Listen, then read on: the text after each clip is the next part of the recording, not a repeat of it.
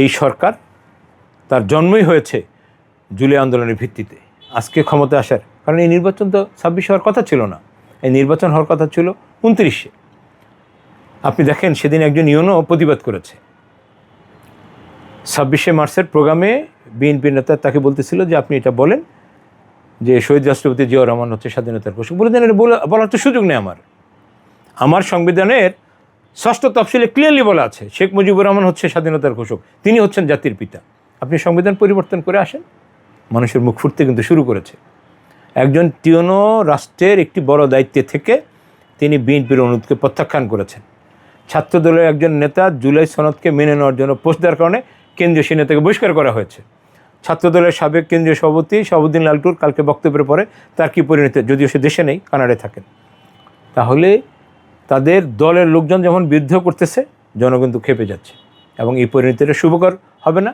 এই সুখকর না হলে আমাদের জন্য কষ্টের কারণ কি? আমরা তাদের সাথে আন্দোলনের সংগ্রামে, নির্বাচনে এবং সরকারে একত্রে ছিলাম। তাদের এই ধরনের দুঃখজনক পরিণতি হোক, এটা আমরা চাই না। দুটো বিষয় বলি। একটা বিষয় হলো সংবিধান, দেশ, এগুলোর একটি স্বাভাবিক গতিপ্রবাহ আছে। আপনারা, আমরা সবাই যারা 24শে আগস্টের আগের সরকারের সাথে ছিলাম অথবা যারা বিরুদ্ধে ছিলাম, সবারই কিন্তু একটা প্রস্তুতি ছিল 2029 পর্যন্ত যে যেভাবে ছিলাম তার ব্যবসা বাণিজ্যে স্বাভাবিক একটা গতিতে আমরা 2029 পর্যন্ত কিন্তু আমরা একটা পরিকল্পনা নিয়ে এগোচ্ছিলাম। এবং কোনো কোনো ক্ষেত্রে যারা আমরা ওই সরকারের মতের ভিন্ন মতের অনুসারী ছিলাম, আমাদের কিন্তু 2041 সাল পর্যন্ত একটি প্রিপারেশন ছিল। তার মানে হচ্ছে গণতান্ত্রিক যে ধারাটা ছিল সেটাকে মিসইউজ করা হোক অথবা প্রিভিলেজ দেওয়া হোক। যে 24শে ইলেকশনটা হয়ে গেছে, সেই ইলেকশনের ধারাবাহিকতা হচ্ছে 2029 পর্যন্ত। আপনি যদি আজকে সংবিধানের কথা বলেন, তাহলে এই সংবিধানের ব্যত্যয়টা ঘটলো কোন জায়গায়? 2024-এর 5ই আগস্টে যখন গণ অভ্যুত্থান হইল। এই গণ অভ্যুত্থানের মাধ্যমে সাংবিধানিক ধারাবাহিকতাটা আর রক্ষা করা গেল না। এই যে রক্ষা করা গেল না, এটা আপনার কী করে বুঝবো? খুব স্বাভাবিক। আপনি দেখেন 8ই আগস্টে এসে একটি সরকার গঠিত হইল। কী নাম দেওয়া হইল? অন্তর্বর্তীকালীন সরকার। আচ্ছা বলেন তো, এই যে সংবিধানের কথা আমরা বলছি, এই সংবিধানের 4 কর্নার অফ দ্য কনস্টিটিউশন কোথাও কি এই শব্দটি আছে অন্তর্বর্তীকালীন সরকার? কোথাও নেই। তাহলে একটি অন্তর্বর্তীকালীন সরকার হলো যেটা সংবিধানের বাহির থেকে হইল। কেন হইল? Will of the public, will of the public, interest of the public, এর কারণে হইল বেটারমেন্ট অফ দ্য কনস্টিটিউশন। এইসব শব্দগুলোকে ইউজ করে। এবং আরেকটি কাজ করলো, সেটা হলো যে আমাদের আর্টিকেল 106-এ যে ইয়েটা নেওয়া হলো, অপিনিয়নটা নেওয়া হলো অ্যাপিলেট ডিভিশনের, যে সাংবিধানিক কোনো শূন্যতা, ভ্যাকুয়াম তৈরি হলে অ্যাপিলেট ডিভিশন যে অপিনিয়ন দেবে, সেই অপিনিয়নটাই তখন সংবিধানের উপর একটি মতামত হিসেবে কার্যকর হবে। ওই গভর্নমেন্ট তখন অ্যাপিলেট ডিভিশনের যে অবস্থাটা ছিল, সেই ওবায়দুল হাসান শাহীন সাহেবের নেতৃত্বে প্রধান বিচারপতি তারা একটি অপিনিয়ন দিলেন যে এই সময় একটি অন্তর্বর্তীকালীন সরকার হতে পারে এবং উইল অফ দ্য পিপলের এই বেসমেন্ট, এই ইয়ার উপর বেস করে এটা চলতে পারে। অন্তর্বর্তীকালীন সরকার গঠিত হলো। তার মানে আমরা যেটা দেখলাম, এখানে দুটো ব্যত্যয় ঘটলো। একটি ব্যত্যয় ঘটলো অভ্যুত্থানের পরে গোটা দুনিয়াতে যা হয় সেটি হচ্ছে একটি বিপ্লবী সরকার হয়, কিন্তু এখানে সেটা বিপ্লবী সরকার হলো না। এটি একটি বড় ব্যত্যয় ঘটলো। আরেকটি হলো আপনি সংবিধানকে কন্টিনিউ করতে চাইলেন, কিন্তু কোনোভাবে সংবিধান সেটা পারমিট করলো না। কারণ আপনি যেই অপিনিয়নই 106-এ দেন না কেন, আপনার 7 ক কিন্তু এক্সিস্টেন্স আছে। 7 কটা হচ্ছে কি? সাংবিধানিক ধারাবাহিকতার কোনো প্রকার ব্যত্যয় ঘটলে সেটা রাষ্ট্রদ্রোহিতা, আর সেই রাষ্ট্রদ্রোহিতার শাস্তি হচ্ছে ফাঁসি।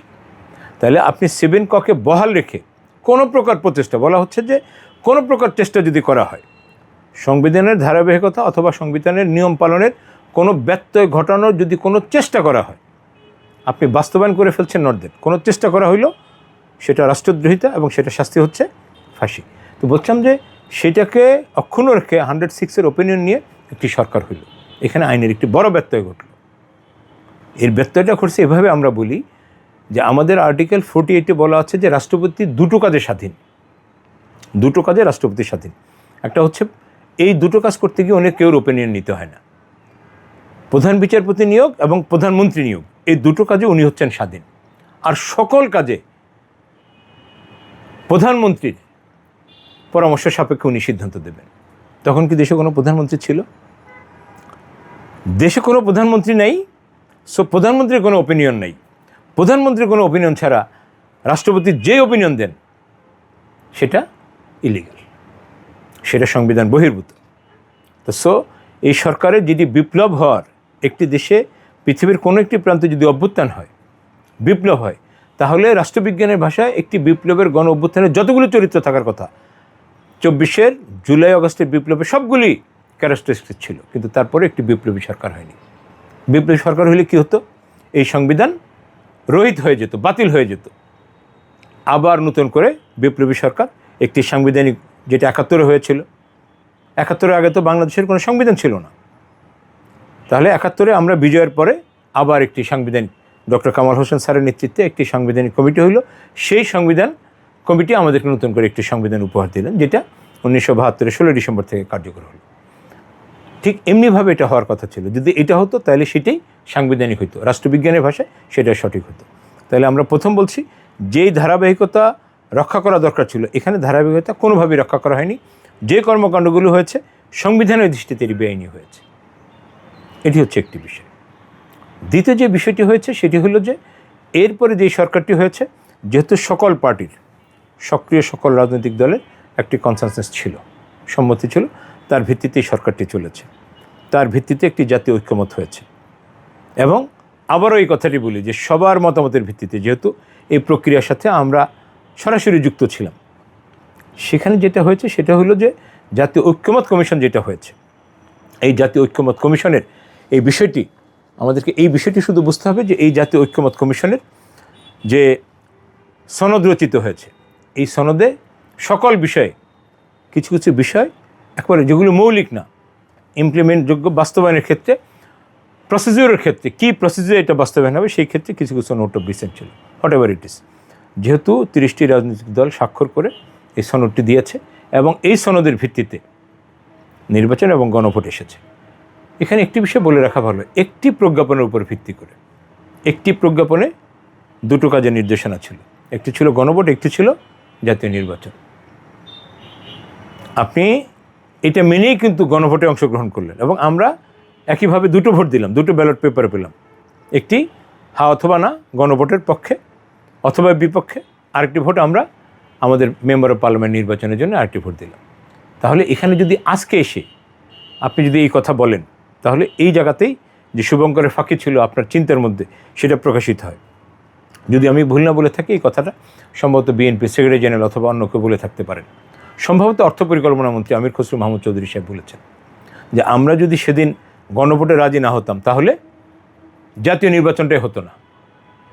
কোড আনকোড ভুল হতে পারে, বিএনপির শীর্ষ পর্যায়ে দায়িত্বশীল একজন ছিলেন। তাহলে যেই প্রজ্ঞাপনটা দুটো কাজে নির্দেশনা দিল, আমরা আবারও বলছি যে এই প্রজ্ঞাপনটা রাষ্ট্রপতির অনুমোদন সাপেক্ষ হয়েছে। যেহেতু সংসদ ছিল না, আমাদের আইনি ওভাবে বলা আছে সংসদ না থাকলে রাষ্ট্রপতি যে কোনো সময় যে কোনো অধ্যাদেশ ঘোষণা করবেন, এবং এই অধ্যাদেশ কখন কি হবে, নূতন যখন সংসদ হবে, সংসদের প্রথম অধিবেশন থেকে 30 দিনের মধ্যে এই আইনগুলি যদি কার্যকর হয় তাহলে এগুলো আইন হবে, আর যদি এগুলি কার্যকর না হয়, সংসদে পাস না হয়, তাহলে এগুলো ল্যাপস হয়ে যাবে। আজকে আমরা সেখানে সেই পর্যায়ে এসে দাঁড়িয়েছি। সো গণভোটের ব্যাপারে আমাদের প্রথম যে বক্তব্যটা আইনানুগভাবে সেটি হলো যে গণভোট বাংলাদেশেও এর আগে অনেকবার হয়েছে।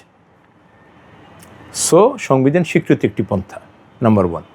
নাম্বার 2 হচ্ছে গণভোট যেটা হয়েছে সেটা হলো সবার কনসেনসাসের ভিত্তিতে হয়েছে, সম্মতির ভিত্তিতে হয়েছে। একটি প্রজ্ঞাপনের আপনি গণভোটের অংশটা মানছেন না, আপনি পার্লামেন্ট নির্বাচনটাকে মেনে নিচ্ছেন, এই দুটো একসাথে হয় না। এবং যদি গণভোট শেষ পর্যন্ত যদি আইনি রূপ না পায়, তাহলে এই সংসদের বৈধতা নিয়েও প্রশ্ন উঠবে। এই গণভোট কি বাতিল করা সম্ভব?